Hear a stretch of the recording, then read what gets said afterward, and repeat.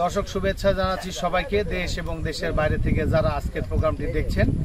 আপনারা নিশ্চয়ই ভালো আছেন।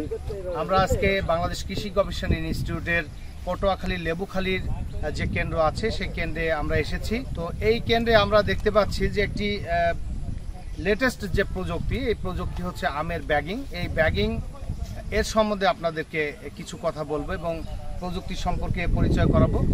আমের ব্যাগিং কেন করা হয়? আমরা কিন্তু আম উৎপাদনে বাংলাদেশ অনেক দূর এগিয়ে গেছি। এখন এই যে ফল আমের কোয়ালিটি নিয়ে কিন্তু এখন প্রশ্ন উঠেছে এবং আমাদের এই ফল উৎপাদন এখন চিন্তা করতে হবে যে কিভাবে এক্সপোর্ট কোয়ালিটির ফল উৎপাদন করা যায়, দেশের উৎপাদন দেশের চাহিদা পূরণ করে কিভাবে বিদেশে এটা রপ্তানি করা যায়। তার জন্য একটি অত্যাবশ্যকীয় আদর্শ একটি প্রযুক্তি হলো ফলের ব্যাগিং, যেটা আমরা পেয়ারা, মালটা, লেবু সহ এই যে আমে বিশেষ করে করে থাকি। আপনার আমের যে ব্যাগিংটা দেখতে পাচ্ছেন, এর কিন্তু প্রধান শত্রু যেটা ফ্রুট ফ্লাই, যেটার আক্রমণ হলে এর ভিতরে পোকা হয় এবং এর গায়ে কিন্তু অনেকগুলো স্পট পড়ে। সেই স্পট পড়বে না এবং কোনো পোকামাকড়ের আক্রমণও হবে না। এর জন্য কিন্তু কীটনাশক ব্যবহার করা লাগে। এই যে ফলের ব্যাগিং, এটা করলে কিন্তু কীটনাশক ব্যবহার করা লাগবে না।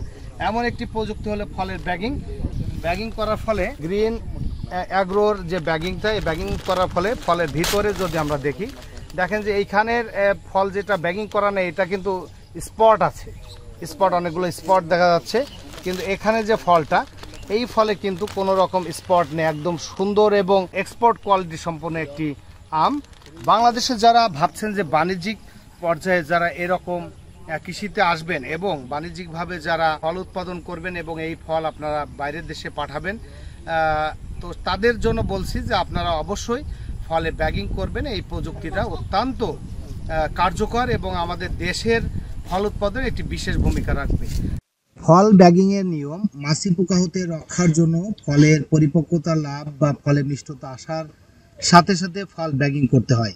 অন্যান্য উদ্দেশ্যকে সামনে রেখে ব্যাগিং করতে হলে ফলের প্রাকৃতিক ঝরা বন্ধ হওয়ার পর ব্যাগিং করা উচিত। রৌদ্রোজ্জ্বল আবহাওয়ায় ব্যাগিং এর জন্য উপযোগী। ফলকে পোকার ডিম বা কীড়া বা রোগমুক্ত করার জন্য ব্যাগিং এর 1 থেকে 2 ঘন্টা পূর্বে কীটনাশক, ছত্রাকনাশক একসাথে মিশিয়ে ভালোভাবে স্প্রে করতে হবে। স্প্রে শুকিয়ে গেলে ব্যাগিং এর উপযোগী হয়। ফলের গায়ে কীটনাশক বা ছত্রাকনাশক দৃশ্যমান আবরণ দেখা গেলে মুছে নিতে হবে।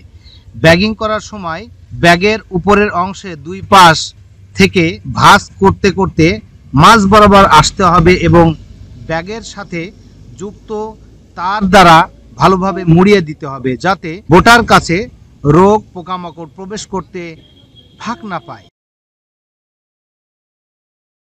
আগামী পর্বে আবার দেখা হচ্ছে, সে পর্যন্ত আপনাদেরকে আল্লাহ হাফেজ।